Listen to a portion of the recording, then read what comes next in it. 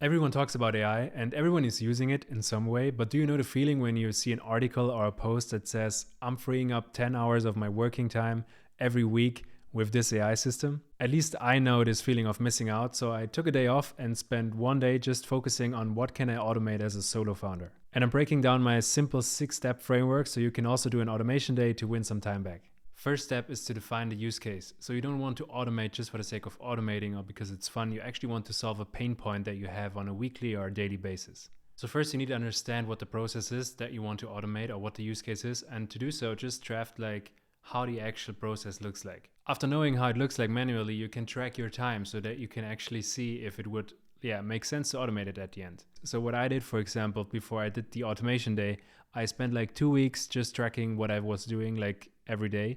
I used a tool to do so. So I would enter like the task, I would enter how much time it took me to do them. And then at the end, I would have like a big picture after 2 weeks and see like tasks who are repetitive, but also how much time they took me. So 2 points that are very important to define the use case. First of all, to understand the process, so really understanding the nuances of the manual process to actually have the foundation to automate it. And the second point, how much time did it take you? So that you know, okay, this is something that might have a huge impact if I automate it. So in my example, it was a task that I was doing every day for minimum 2 hours, where I was searching for founders, research them, just look at their company, see if they are fit to actually invite them to events that I was organizing within the 40-hour entrepreneur club. Step 2 is setting up success criteria, especially because AI can be fun. For me, it's a lot of fun to build stuff and to play around with things, but at the end, you want to be sure that you're building something that has an impact on your day-to-day work life instead of just playing around with AI and having some fun.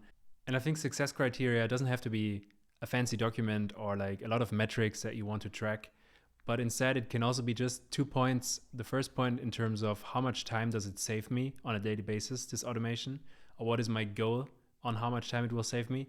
And the second thing is the quality. So what is the quality that I expect from this tool, automation, or AI to produce so that I can actually use it on a daily basis. And for my use case, I have or had the same success criteria. So I had a success criteria in terms of time because I was spending 2 hours per day researching LinkedIn profiles, company websites, just to identify founders who are a potential fit for the 40-hour entrepreneur club.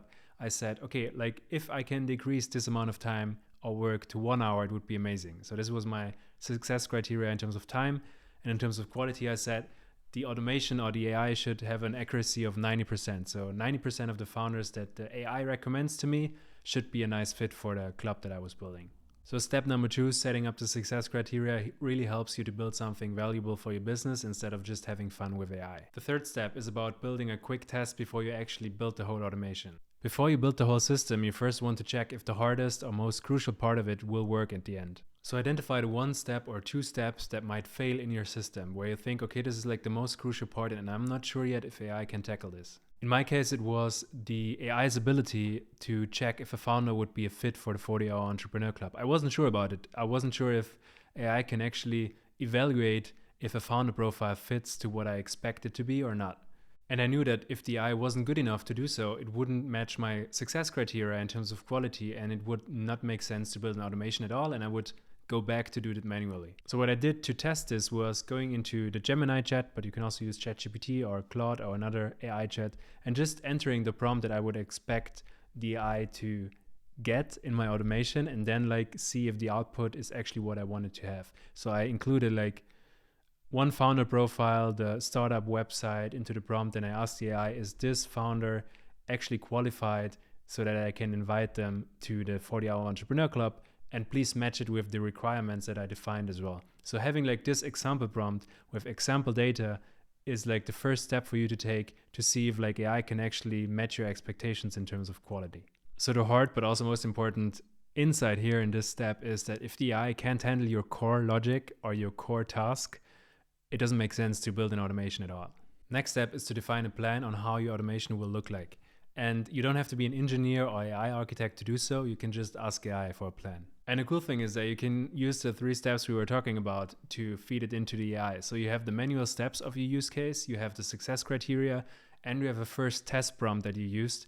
And packaging this all together in a big prompt and asking the AI, how can I actually implement or build this automation is your next step. So after you've used all the context and asked the AI for a plan on how to build this automation actually, you can also add your skill level in terms of coding, your budget, so that the plan at the end really reflects on what's realistic for you. And after that, you will have a stack of software, for example, that is recommended that you can use to automate your task. So even if you don't have experience in building automations or AI in general, you can use AI to be your architect, and you just have to connect the dots at the end. And in my case, I'm using N8N as a tool where I build the automation. I use Lemlist as a tool for a people database, Perplexity to do some research on founders, and Claude AI to actually evaluate if the founder is a fit for the club or not. Part 5 is actually building the automation, and your biggest enemy here is perfectionism. Focus on making it work as fast as possible while fulfilling the success criteria, because building is fun, but at the end we want to save time.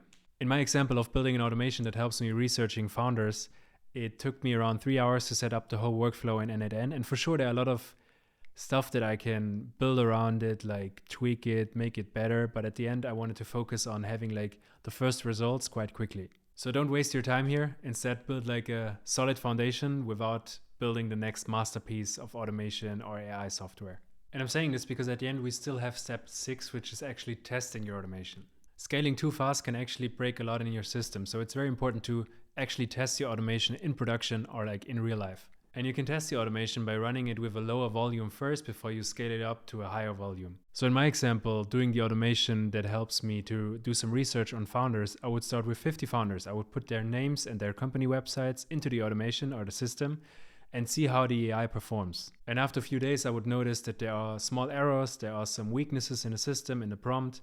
So I have the time to actually go back to the automation system, edit the prompt, do some tweaks and like improvements, so that at the end, if I scale it up to a higher number, there will be less mistakes or less errors that will pop up in the future. So it's crucial that you monitor your early data so you don't create a mess that takes a lot of time to clean up in the future. Following this 6-step framework helped me to build my own AI research assistant, who is basically handing over a list to me every day with founders who are a potential fit for my founder club, so that I only have to do some handpicking at the end, instead of doing 2 hours of research daily.